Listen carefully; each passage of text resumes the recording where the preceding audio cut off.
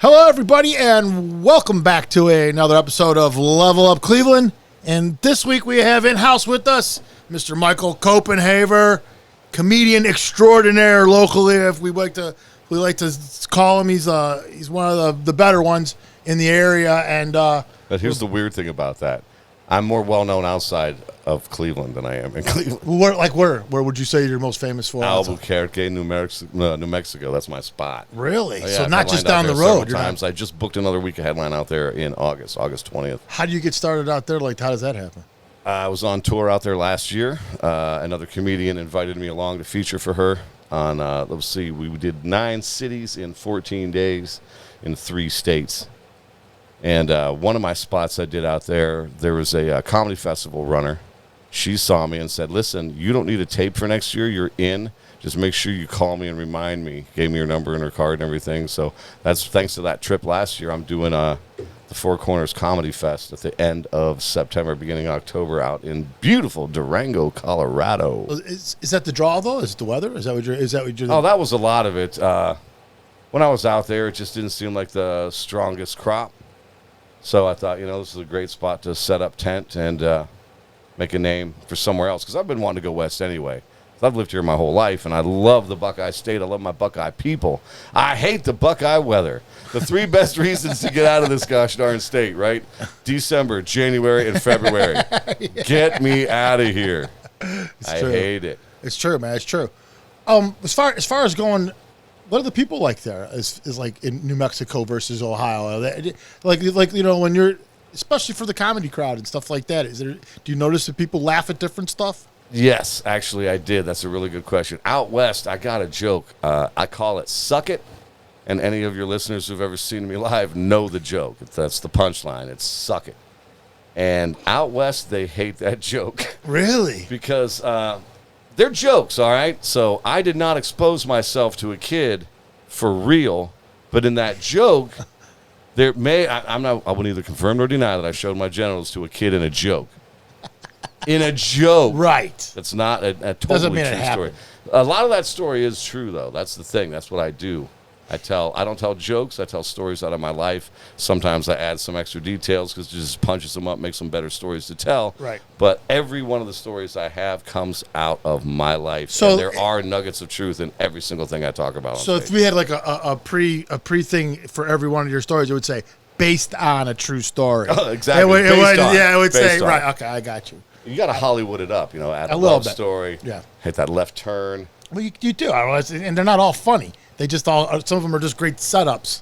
And then you got to make it funny at the end sometimes, I would imagine, right? Well, they are all funny. And that's the thing when I say about punching them up, right? Sometimes you realize that the story doesn't have a lot of funny in the middle or in the beginning. So you might add an extra detail that may or may not be totally true, or an exaggeration. You exaggerate something for comedic effect. Yeah. And that's how you punch the story up. So, like, I have a joke. I call it Sparta. If you ever seen me, you know that joke, too. I have. I've seen this. I know You've seen that one. I know the Sparta joke. The very first time I did the Sparta joke, it took me about 35, 40 seconds to tell it. And it wasn't that good, and the beginning was just all set up and no jokes.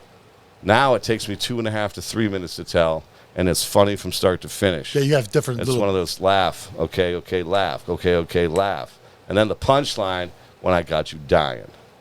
So that's what is that the key to comedy, as far as like now you find a little something that's funny, and then you guys, comedian now takes that one thing and they try to make as many fucking jokes out of that one thing that they can drag it out until you wring that thing out for every inch that it's worth. Exactly. Before you move to the next one. If you're good at what you do and you work your time, like that joke, it started like that. I could have still be doing that joke the exact same way if I didn't know how to learn from myself and from the audience. Right. I mean, every minute I've spent on stage, I have a degree in secondary education. Oh. That's a fact. Does that help I have a Bachelor of Science in Education. I'm $100 and one simple test away from shaping young minds. Lose sleep over that one, Brian. Lose sleep over that one. All right? And every minute I've spent on stage is more important than college. As far as lessons learned? Yeah. I mean, I've learned more from me and taping myself. Like, if you're an up-and-coming comedian listening to this thing, tape yourself. Even if it's an open mic, tape yourself and watch yourself. You're going to hate it, but do it and learn from what you see. Yeah, yeah. Learn from what you see. And I've don't heard that tell the before, joke too. over and over and over the same way. Like, that's how I meant by working your material. If you're really working your minutes, you don't tell that joke the same way over and over and over again because it's not perfect the first time you tell it. That's a fact.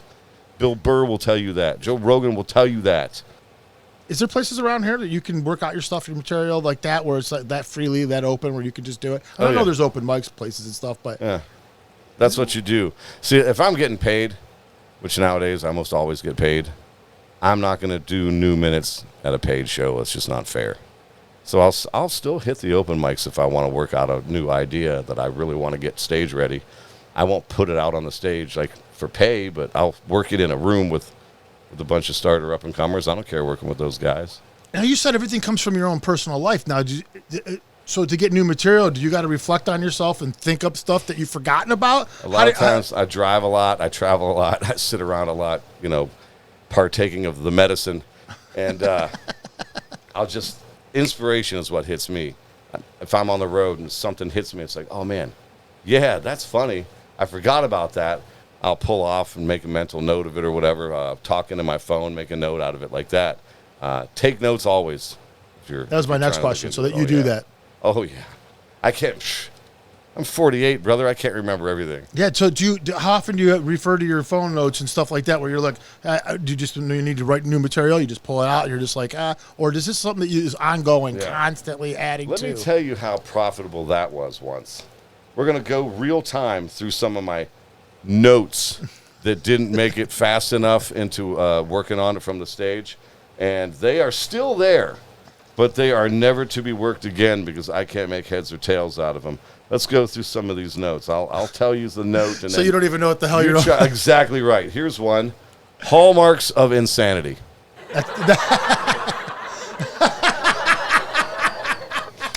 Pat on the spot. The note is hallmarks of insanity. I have no idea what was going into that, but at some point that was a good idea, and I wanted to work it, so I wrote that down, and now I have no idea. Here's another one. I'm like that table in the basement. Calcium deposits and cow teats. The hell does that mean? Right. That means nothing to me. Are you a big drinker? Not a big drinker, but I do only drink when I work. So it's possible. I mean, yeah, but these aren't when you're just working. This could have happened at any time during the day. These notes pop up. Most of these happened when I was driving. Yeah, totally. How about this one? Shittiest circus ever. Homeless guy with a bird. Well, that actually. Now wait a minute. That was a story someone else told me about, and I couldn't believe what I was hearing. But I don't remember what the story even was, other than I think she said her mom took her to the circus, and it was just this guy playing with a bird. And I thought to myself, that is the shittiest circus ever. Her mom was buying drugs from somebody in an alley. Meanwhile, this homeless cat playing with a bird is probably trying to catch it, skin it, and eat it. So, yeah, that's how useful those old notes can be. Now I go off my newer notes. I take more detailed notes and the moment. That way I can remember the beats. So this has been a lesson learned. Oh, yeah. Those notes are probably 4 years old now. I got you. And they've never been worked, and that's why they're just lost to time. Well, so is that how you operate, though? Are you always adding on to stuff, or do you create a new hour, or how often do you go out there? Well, right now I don't have anything taped other than just small, short clips, things like that. Yeah. So I haven't burned my first hour. Mm-hmm. I'm going to use this hour as long as I possibly can before I record it. I got you. And you can hone it in and perfect it as much as you have to. And that's what I've been doing. Like, a lot of these jokes have been worked on for a minimum of 2 years. Are you ready with stuff, though? I mean, do you have stuff that you kind of been holding on to and like I've got some stuff that I only do in certain kinds of rooms. Oh, yeah. Like, you can tell if it's a Trump room or if it's a Democrat room. Yeah. I would say Republican and Democrat, but it's Trump and Democrat now. Yeah, it is. Totally. That's what it is. If you're not a Democrat, you're a Trumper. That's by rule. It's weird, isn't it? It's by rule. So, but what do you find that rooms are literally divided like by that? I know we try to stay away from politics, but I am curious. Like, do you find that if you go into a room, it's like mostly one or mostly the other? Like, have we lost the ability to be like together in a room? Are you thinking? Is that? I have seen. See, here's what I do, and this is where I'm blessed. I don't divide rooms generally because I don't say anything really all that insensitive, any all that evocative. Right. I'm pretty vanilla as far as a comedian goes. I'm funny, but I'm not trying to dig at this or dig at that. I don't really do religion stuff. Yeah, right. I talk about my life. Like my first hour, it's going to be called Meet Michael Copenhaver. It's all about me and the different things that got me to today. Right. And every time I'm on stage, it's not always the exact same show. It's like a lot of the jokes are the same, but I mean, in the moment, you with experience, you call audibles in the moment. Like that, like I was telling you earlier before the show started out. I walked into a room and I was prepared with a very, very different 15-minute set than I did. Because when I showed up, I had that one ready to go. And then I saw the makeup in that room and said, these jokes are garbage in this spot. They're all out the window right now. And I called an audible in the moment, and I killed. And they loved everything I did because I just tailored it for what I was about to, do for that room. Is that what do you think separates a lot of the comedians, though? Like the ability to do stuff like that right there? Oh, well, that's... I mean, isn't that huge? Wouldn't that be because then eliminating the amount of times you bomb seems to be a pretty good thing in this business. Absolutely. But to be fair, you learn a lot from bombing.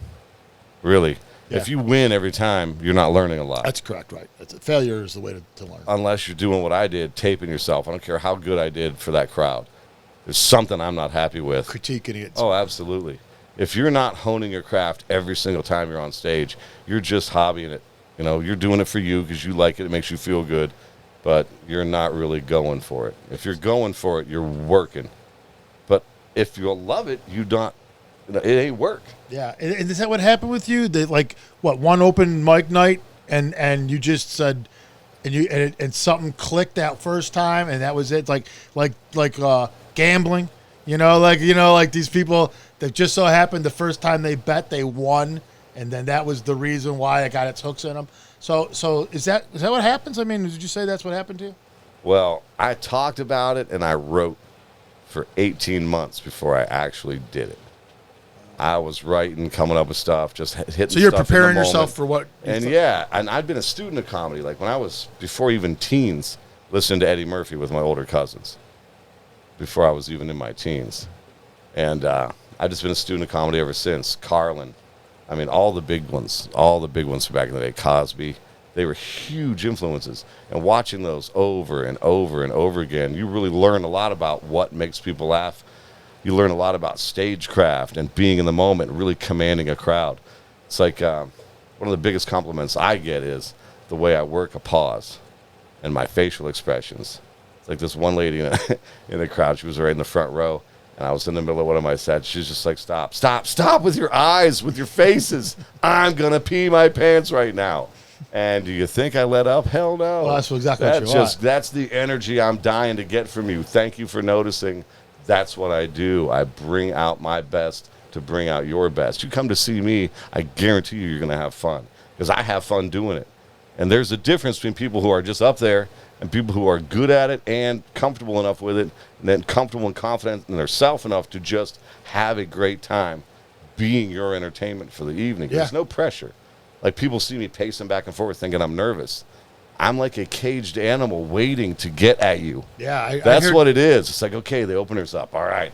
And then I start rocking in my chair. Then the feature gets up. Now I'm pacing. It's like, come on. I'm ready to go. Yeah. And then I'm fortunate enough to where I can pick and choose who I work with in a lot of situations. So I don't work with weak comedians, so I know they're going to get a good show start to finish. Yeah. It's worth the ticket price. Yeah, that's what you want, right? And exactly. And if you're opening up for somebody, as long as you can hang with them, that's really, that's what you really hope for, that you're both just blow it away together and you have one unbelievably great show. Push each other and you help each other all at the same time. Well, because that's going to go over better as far as the word of mouth goes.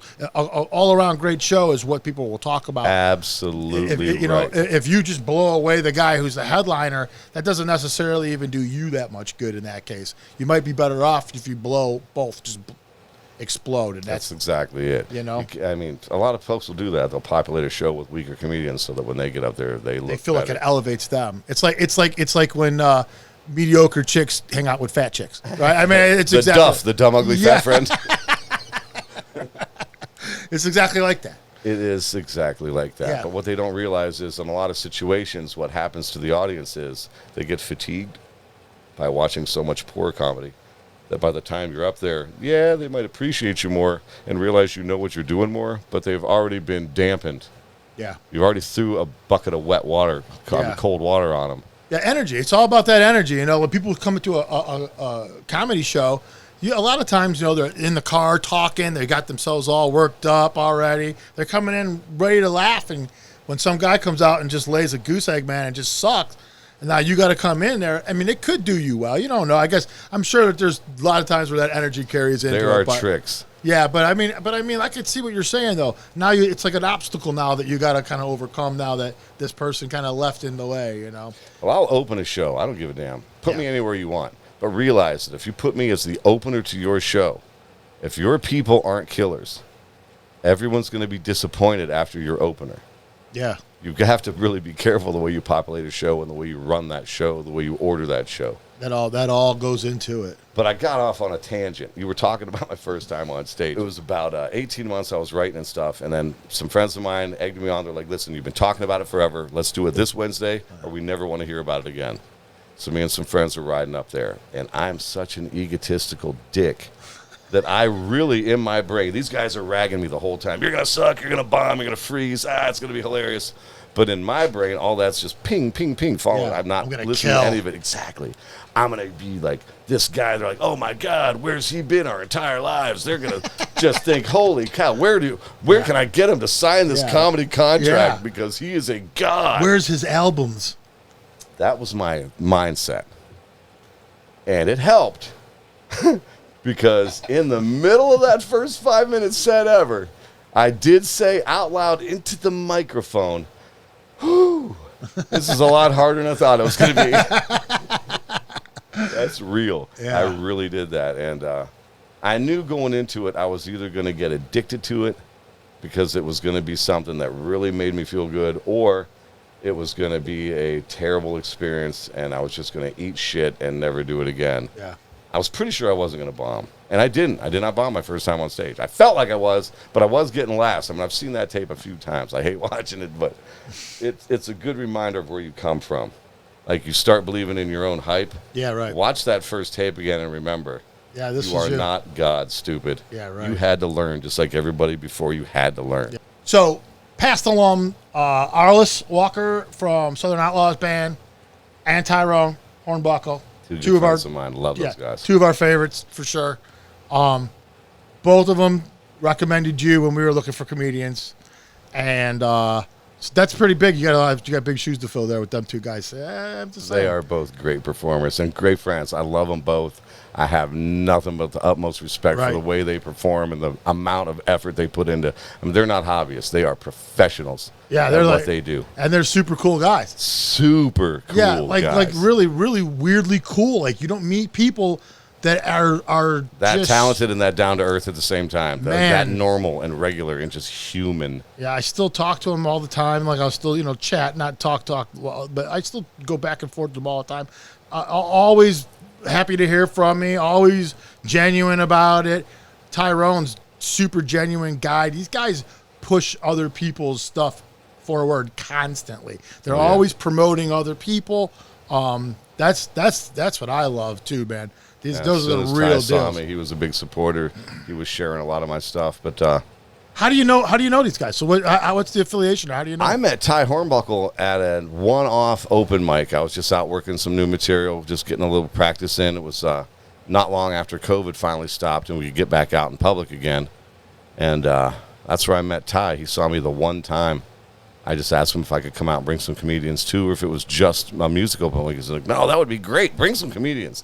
And all the musical performers that night watched and laughed with every comedian that went up there that night. That's awesome. So a bunch of friends of mine came out. It was a really good time, and that's how I met Ty. And I've been to a few of his shows since. Yeah, he's a really great performer. How about Arliss? How'd you meet Arliss? Arliss I've known for 20 years probably from playing pool league back in Warren, Ohio, where we're from. Oh, yeah. So you guys grew up in the same area. And he was a sheriff for all those years, so it really weirded me out the first time he came outside and said, well, guys, I'm finally retired. Pass that shit to me. That was pretty awesome. That was a special day. Yeah. I was like, holy cow, Arliss is a lot more fun than I ever knew. Yeah, that's a special group of people. Yeah, Arliss is a tremendous person, great human being, good humanitarian. Now, what you say to me is pretty interesting because you say my comedy is basically I talk about me. That's basically what you do. Meet Michael Copenhaver. Yeah, and that's cool because that means that to me that you must have very thick skin because you're somebody who could easily laugh at yourself. Otherwise, you possibly couldn't talk about yourself unless you had that thing. So basically, you make fun of yourself too. I mean, that's basically what you do, right? I'm starting to make a decent career out of being an idiot.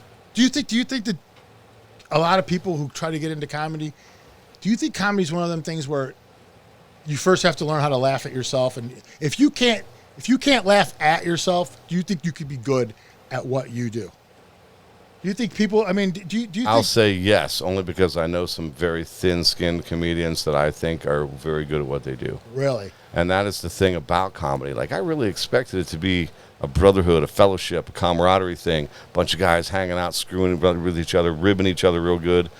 A lot of comedians very, very, very thin-skinned candy asses. Is that locally or is that nationally? Locally, especially, just because I've got more experience with these guys around here.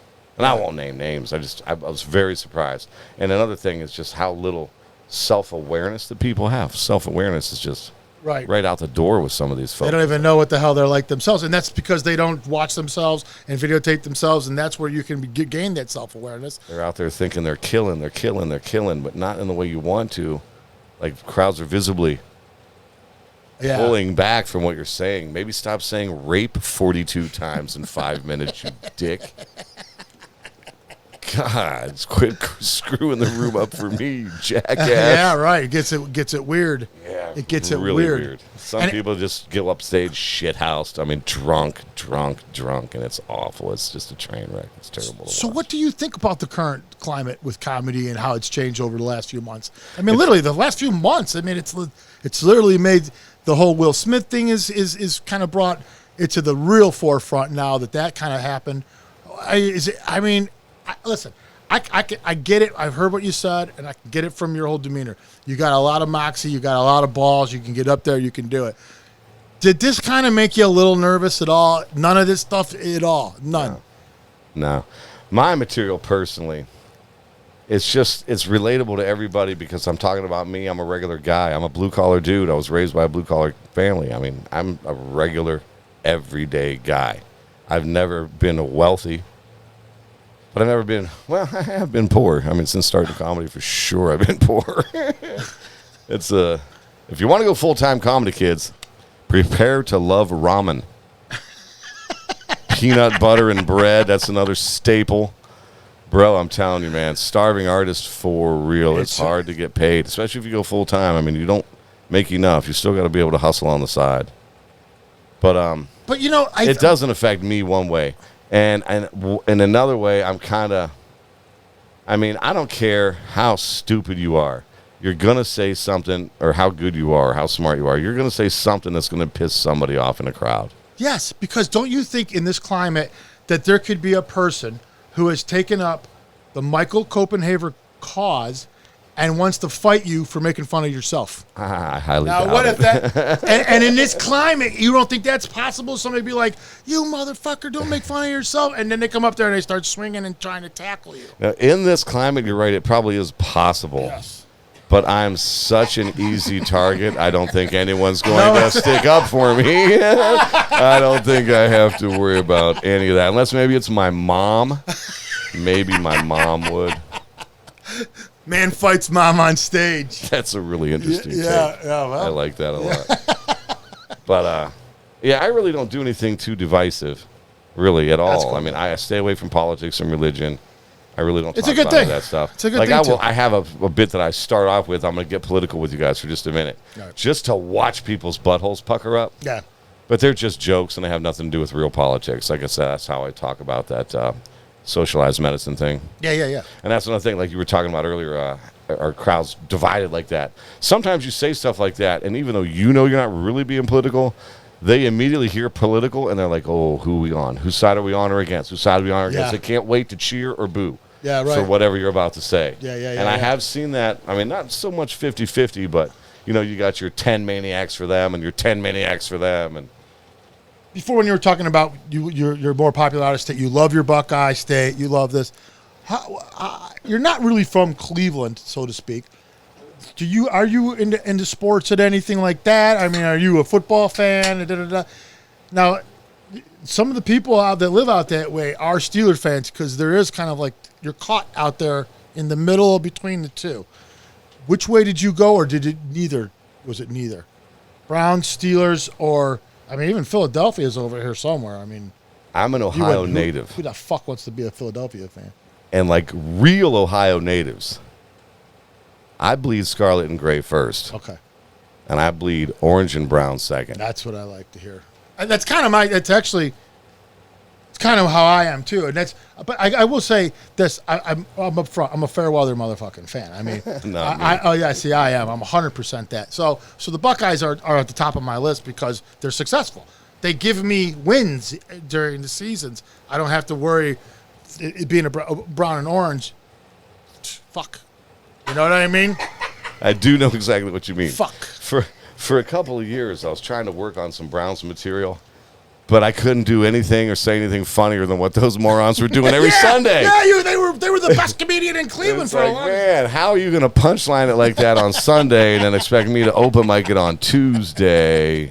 Yeah, people have already laughed it out. They're laughed out already. You can't. Yeah, it was rough for a long time. So is there a place I can go watch you and? If you go to my website, all these dates will be there for sure with places. In June, I can't remember the date. It's not, I know I didn't put it. But it's all you got it all posted on your website. Yeah, it's on my website, michaelcopenhavercomedian.com. You can find everything there. But in June, I'm doing a headline set at the Voodoo Brewery. That's over by Pittsburgh somewhere in that Pittsburgh area. In July, I'm headlining down in beautiful Charleston, West Virginia. That's in July. I think that's July 16th. I'm pretty sure in August 20th, I will be at the B2B Garden Brewery in gorgeous Albuquerque, New Mexico. My future home. I cannot wait. You do love it. I love it. I cannot wait to get there again. Slew there last time. I'm working with a really great guy named Chuck Parker out there. And Kurt Fletcher, Zach Abeda, some really, really funny guys out in New Mexico. Check those guys out if you're out there. Shit, in October last year, I was in Wise Guys Comedy Club downtown Las Vegas on the same show as Pauly Shore. Nice. I know you know Pauly Shore. What's up, bud? And he liked me so much, he talked about me on stage for a minute and referred to my material and did some of his own material in the same vein. Bill Squire from WMMS. Yeah, Bill Squire. I got a 5-minute guest spot on one of his shows at the Funny Stop in Cuyahoga Falls. And he said, I can't remember his last name, and I don't think I could pronounce it even if I did.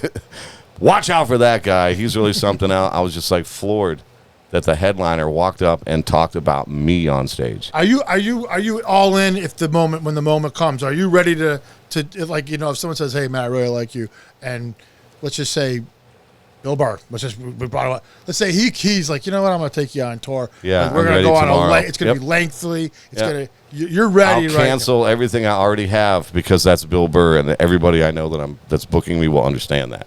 Right. Do you have? That's all I need. I mean, put me in front of a crowd. That's all I need. See me once, and then tell me I don't know what I'm doing up there, and I'm not damn good at it. Right. I can't. Right. Not a lot of people can say that. I believe in me a lot because I know I should. Yeah. I've seen what I can do. Too many cities, too many different places. I kill.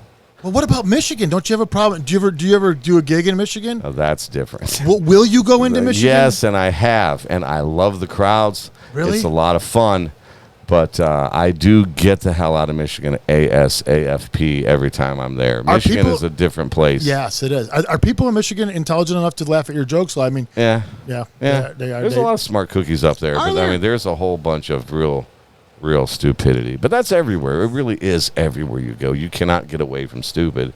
Stupid is bred and it daily. seems like it's a plague that's just growing and growing and growing. It is a plague. But it does seem like stupidity is growing in a way that's unbelievable. And well, that couples with what you were talking about, people like running up on the stage now. That's a new thing. That's like the new meme. Yeah. Let's charge the stage. I'm gonna show him I care. And I sure hope that happens to me someday. Are you ready for it? Obi-Wan Kenobi, that motherfucker. Are you? I have Do you the have a high lightsaber? ground, Anakin. Wow. Pow! And I got a heavy-ass microphone stand. I don't hold the mic in my hand. I use the stand. I stand still. Do you travel with a mic stand in the stand? pocket. I have my own for my own gigs, but No I don't kidding. travel with one now. Yeah, Every place usually has a mic stand. Yeah, well, yeah, When there's I not know. a mic stand, it really irks me. I don't like holding the mic. No. I use my hands. It's a whole thing, man. I've been working this act for 2 years plus. I've been dialing it in by a stand still comedian. I don't like running around all over the stage and being distracting like that. I don't need to pace back and forth. It's off-putting. You like one single point. And I'll scan the room from there because I'm looking at every face in that place. And if I got a scowler, I am working that scowler like nobody's business. And as soon as I get that smile, I'm pointing it out. Ha! I gotcha. Yeah. It took a while, 4 jokes in, but what the hell did you even come here for? If you're going to have a good time, let your face know it. So are you ready to start moving on from that point then? And once that happens? Once I tape it, yes. But I'm nowhere near famous enough to sell a headline tape, so Not yet. why should I do that? I'm What not. I'm gets just you gonna there? Keep working. Well, first off, I've got to be headlining clubs from here to LA. Okay. And I'm not headlining clubs from here to LA I got yet. you. I've got some headline spots under my belt. No headlines at an actual comedy club yet. The great Spike McCauley, my comedy partner, we're writing. I was just telling you a little bit ago. We have a full script. We're meeting with a guy in a couple of Sundays about shooting maybe this summer. So, ooh boy. Yeah, tell me a little bit about that a little bit. So you got a script, a comedy script. For a full-length feature film.